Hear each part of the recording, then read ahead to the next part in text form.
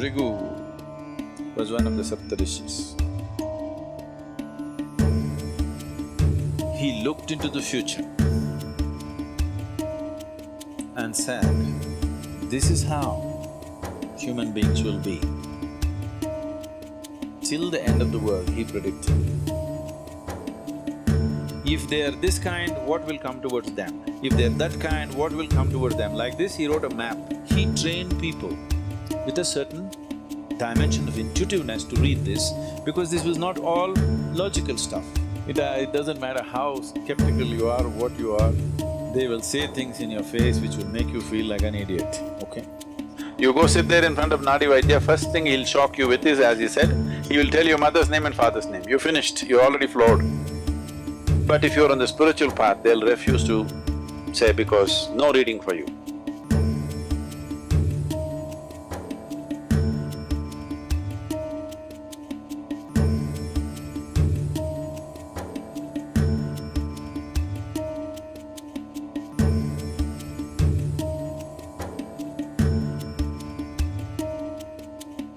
Bhrigu was one of the Saptarishis. He looked into the future and said, this is how human beings will be. Till the end of the world, he predicted. Is he talking about you? No. He is talking about humanity as to how it will evolve, what it will do.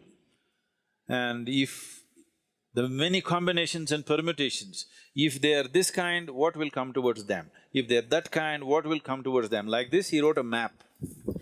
I want you to see this as a sketch. Suppose you make a sketch of the movement of the wind.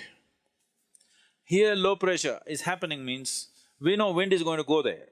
High pressure is happening means we know wind is going to go away from that.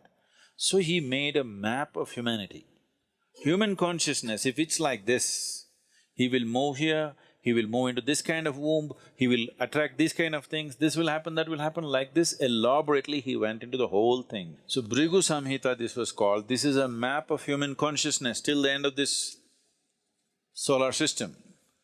How human beings will evolve, what types of human beings will come, what are all the things which will factor. How to read this? He trained people. If an elaborate map is made of something, suppose you take have you seen a topographical map? Not the regular map. Have you seen the Geological Survey of India or the United States, they have this thing. Have you seen these maps? It will take a certain amount of training to read the map, it's all written there. Or have you seen the aeronautical maps? They're really complex, okay? If you want to fly from one part of the world to another, there is an aeronautical map. Unless you're well-trained, I've gone through these exams and I've passed the exams, but I don't think I can navigate from here to, let's say, South America successfully, because the planet is round, it's spinning, time zones are changing, all this is factored into the map. Somebody who knows how to read it, in 2 minutes he knows exactly what it is, coordinates he will write and he knows where to go. Otherwise, if you don't know how to read it, you spend days with it, months with it, you do not know. So when he wrote this elaborate map of human consciousness, he trained people with a certain dimension of intuitiveness to read this, because this was not all logical stuff. So these people maintained this tradition and came, and it doesn't matter how skeptical you are, what you are, they will say things in your face which will make you feel like an idiot, okay? And it's true, unfortunately. You go sit there in front of Nadi Vaidya, first thing he'll shock you with is, as he said, he will tell your mother's name and father's name. You're finished, you're already floored. Because you've gone from somewhere. It doesn't matter. If you are from some other country, he will tell the first letter, he may not know that you're a Susanna or you're a Tanya, he may not know. He will say, your name starts with T. Just like that. Because he's not looking at your background or your future, nothing. He's just reading a map. By reading the map, he's saying, okay, this is the temperature, this is the elevation, this is that. But it's an intuitive map. Unless he's in a certain state, he cannot do that. So always it should happen around the temple. Vaidishwaran temple is made for this purpose and it generally happens around that. Now for commercial interest, they've moved everywhere. It may not be as effective, but there are some who are bang on. But if you're on the spiritual path, he will refuse to predict your future, if he's a genuine one, always. So if you go and if he tells your future, that means you're still not on.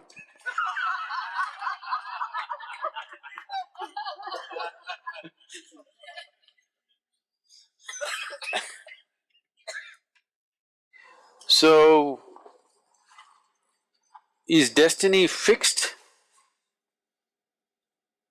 Destiny is not something that's fixed by somebody. It is your own karma. So your software is in a certain way, so naturally it'll function that way. Suppose you have a certain type of software on your computer, whatever you do, it'll do the same thing, isn't it?